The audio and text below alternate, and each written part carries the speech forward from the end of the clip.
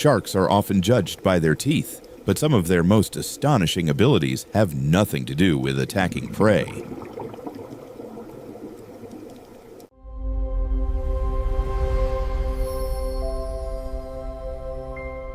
In shallow coral reefs, the small epaulette shark survives conditions that would overwhelm most other sharks within minutes. When falling tides leave the reef nearly exposed, it uses its muscular fins to walk deliberately across the bottom. Its body can tolerate dangerously low oxygen by slowing essential processes and temporarily protecting its most sensitive organs. When deeper water finally returns, the epaulette shark resumes swimming, carrying on as though the extreme event never happened. Beyond these shallow reefs, another shark controls its position in the water using an ability rarely associated with fish. The sand tiger shark rises toward the surface and briefly swallows a small quantity of air into its stomach. That trapped air increases buoyancy, reducing the effort required to remain suspended at a stable depth. With careful adjustments from its fins and tail, the shark can hover almost motionless while conserving valuable energy. When it needs to move again, the sand tiger changes its buoyancy and continues calmly through deeper coastal water. Most sharks are restricted to saltwater, but the bull shark can cross a boundary that stops nearly every other species.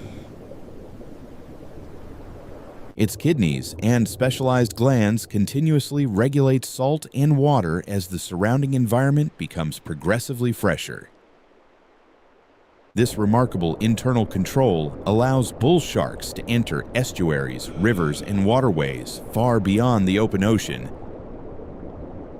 In fresh water, the shark retains essential salts while producing more dilute urine to remove the excess water entering its body. When it returns toward the sea, the same organs adjust again, restoring the balance required for life in saltwater.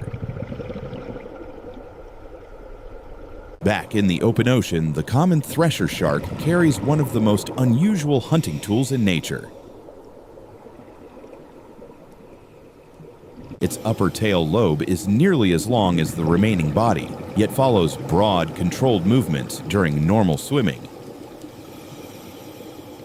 When small fish gather nearby, the shark changes position carefully, bringing its extraordinary tail alongside the tightly grouped school.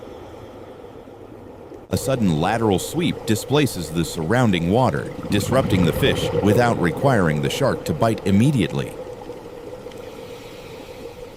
Once the school separates, the thresher resumes steady movement instead of wasting energy on a prolonged high-speed pursuit. Other sharks rely less on surprise and more on a body engineered for rapid, efficient movement through open water. The short-fin mako's pointed snout, rigid torso, and compact fins reduce resistance as water moves around its streamlined body. With one powerful tail cycle, it can accelerate rapidly while keeping the head and forward torso remarkably stable. Most of that propulsion is concentrated in the rear body, muscular tailstock, and crescent-shaped caudal fin. After the burst, the mako returns quickly to efficient cruising, balancing speed with oxygen use and muscular energy. Near the coastal seafloor, the great hammerhead searches using a head shape unlike that of any ordinary shark. Its eyes, nostrils, and sensory pores are spread across the broad head, increasing the area it can examine. By moving close above the seabed, the hammerhead scans a wide strip of sand without relying only on direct vision. The expanded head and exceptionally tall dorsal fin also support controlled maneuvering as the shark changes direction. After completing its search, the hammerhead leaves the shallows and returns toward deeper water with precise body control.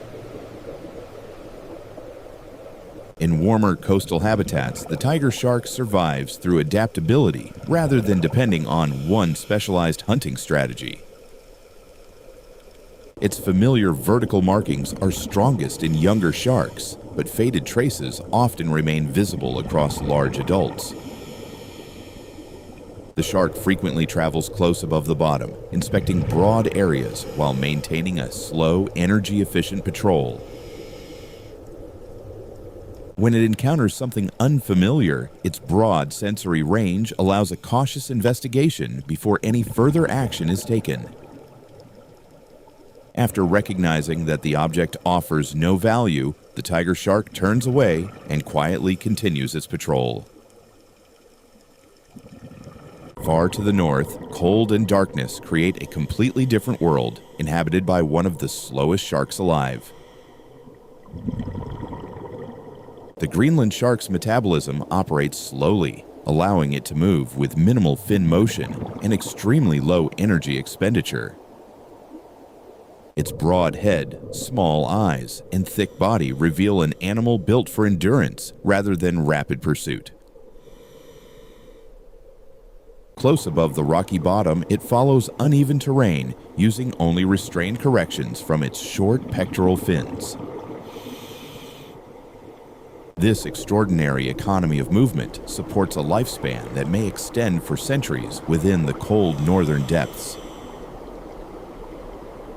In tropical waters, the largest living fish survives not by hunting large animals, but by filtering microscopic drifting prey. Every whale shark carries a unique arrangement of pale spots and stripes that can help distinguish one individual from another. Near the productive surface, it opens its broad terminal mouth and allows plankton-rich seawater to flow inside. Specialized filtering structures near the gills trap tiny organisms, while the enormous shark continues moving steadily forward.